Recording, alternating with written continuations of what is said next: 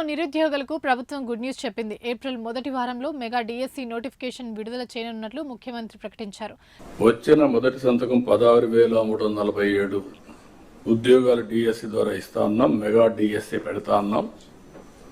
ఈ first week లో mega DSC notification issue చేస్తారు. ఏబిసిడి కేటగరైజేషన్ కూడా హామీ ఇచ్చాం, ఎన్నికల్లో చెప్పాం. అది కూడా రిపోర్ట్ వచ్చింది, కేంద్రానికి పంపించాం, ఎస్సీ ఫైనాన్స్ కమిషన్ పంపించాం. ఆ రిపోర్ట్ వస్తానే అది కూడా యాక్ట్ చేసి ముందుకెళ్తాం.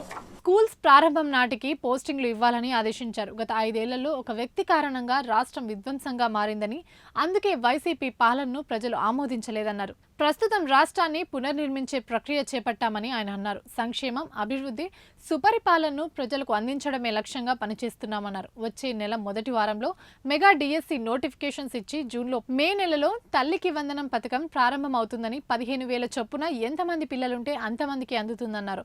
పాఠశాలలు తెరిచేలోగా ఈ పథకం కింద ఆర్థిక సాయం అందిస్తున్నామని సీఎం స్పష్టం చేశారు. దీంతో పాటు అయోమయంలో పడేసిన పోలవరం ప్రాజెక్టును గాడిన పెట్టి రాజధాని అమరావతి ప్రాజెక్టును 2027లోగా పూర్తి చేస్తామన్నారు. ప్రపంచ బ్యాంక్, ఏడీబీ వంటి సంస్థల నుంచి తీసుకుంటున్న ఆర్థిక సహకారాన్ని ల్యాండ్ మానిటైజేషన్ ద్వారా తీర్చేస్తామని స్పష్టం చేశారు. ఇవి ఇప్పటివరకు నా అప్డేట్స్. మరిన్ని అప్డేట్స్ కోసం చూస్తూనే ఉండండి పూరా లోకల్.